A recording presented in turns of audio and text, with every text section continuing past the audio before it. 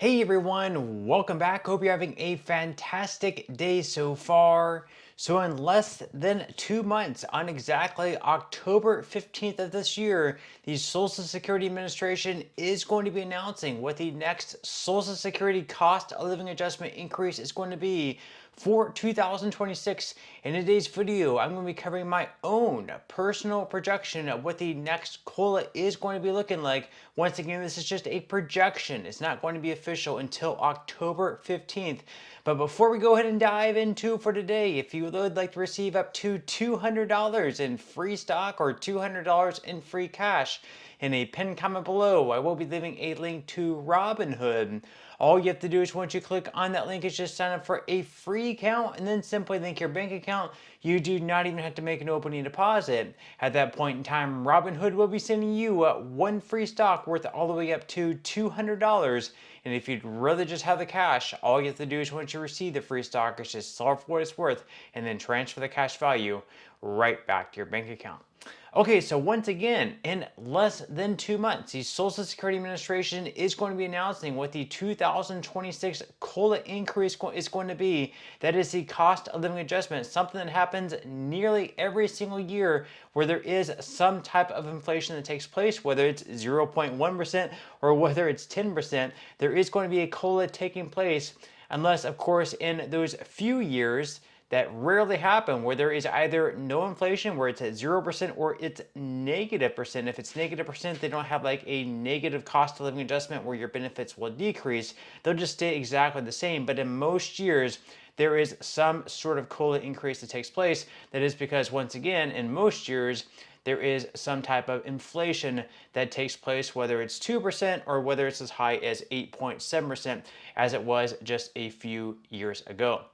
Now up on the screen, you will see the scheduled release for the Consumer Price Index. So earlier this month, about 10 days ago, we had one of the more important inflation dates released. This was the inflation for July. So basically how they figure these cost of living adjustments is they take the third quarter for this year and they compare the third quarter months for the previous year, which is 2024. So they're going to be taking July, August, and September. They're going to be taking the inflation metric numbers for July, August, and September of this year, and they're going to be comparing those numbers of this year to the same exact months of last year, and whatever the inflation has gone up by is what the cost of living adjustment is going to be. So just hypothetically speaking, let's say that it went up 2%.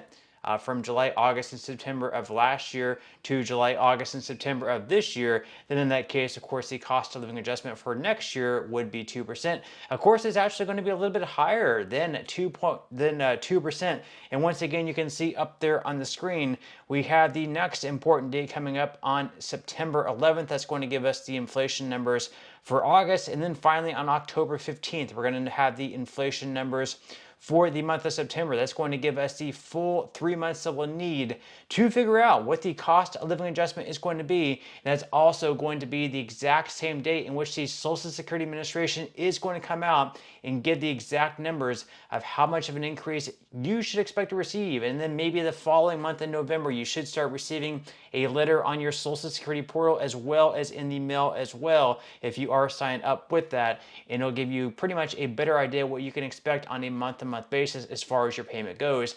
Now, historically speaking, you can see what the cost of living adjustments have been over the past several years, dating all the way back to 1978. We've seen cost of living adjustments as high as, once again, back in 2023, it was 8.7%. That was comparable to a lot of the inflation, that we saw, back in the early 80s, where we had a 14.3% inflation in 1981, at 9.9%. COLA in 1980, and of course 11.2% in 1982. Since then, it has come down though. It went down to 3.2% in 2024 and then down to 2.5% in 2025. So it started, trending downward a little bit, and we actually had a projection at the beginning of this year by the Senior Citizens League. This is a great organization that puts out projections every single month.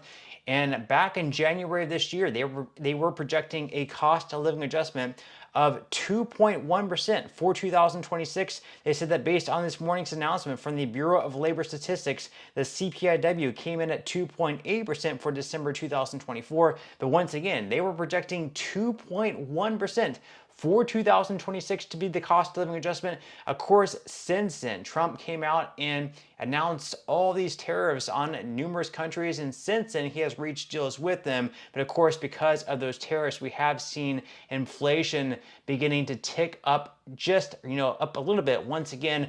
Obviously not as high as like 5, 6, 7, or even 8% as it was a few years ago, but still, it's not going to be 2.1% for the cost of living adjustment next year. It's going to be a little bit higher, and possibly even higher than the one we received this year of 2.5%.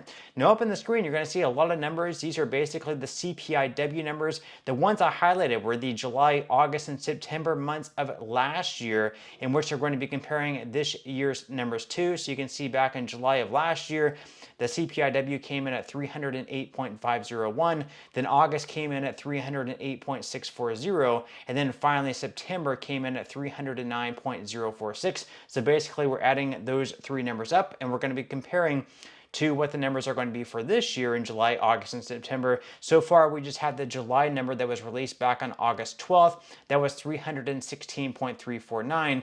And then obviously we still have a few numbers to go. Now, if we look at year over year, what inflation has been, it's been right around 2.7%. So basically what we're going to be doing is we're going to be adding, like a 2.7% inflation on a month-to-month basis. It's not going to be a 2.7 increase per month, but we're going to be breaking that down to where it's going to break out to 2.7% inflation annualized. So it's going to be right around, inflation of 0.00225 or something like that on a month-to-month basis. So if we add those numbers up, we can just, do some estimates here, projections of what it might end up being.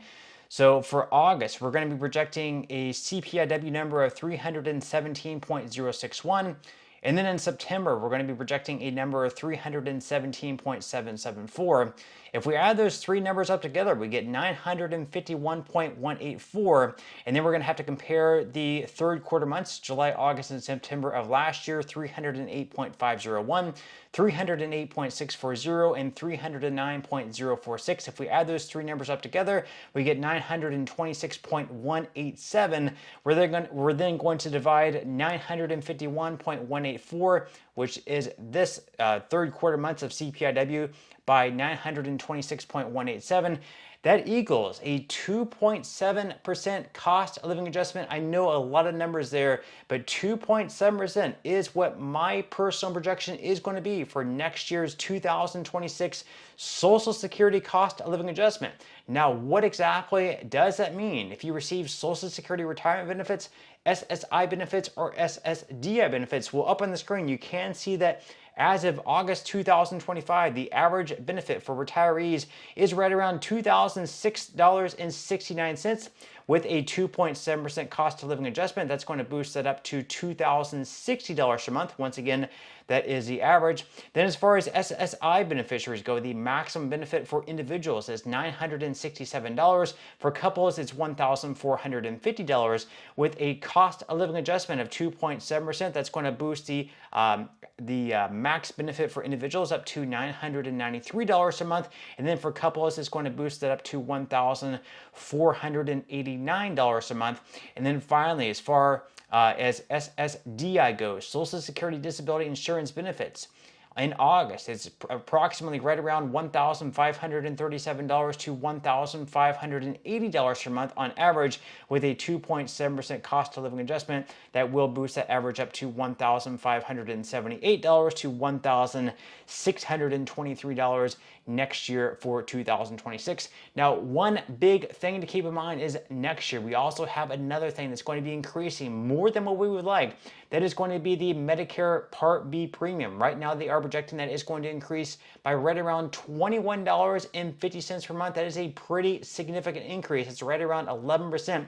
So you can see up there on the screen that the standard Medicare Part B premium is projected to increase by $21.50 per month from $185 in 2025 to approximately $206.50 in 2026. This 11.6% increase is based on the latest Medicare Trustees report projections, but is not final until CMS publishes the official amount in the fall of 2025. So obviously, if your benefit increases next year in 2026 by $30 a month, but your Medicare Part B premium is increasing by close to $22 a month, you're only really having a net increase of $8, which is really not going to be keeping up with inflation, unfortunately. But with that said, leave your thoughts and comments below. What would you think about a 2.7% COLA next year in 2026? Would you like to see it a little bit higher? Would you be satisfied?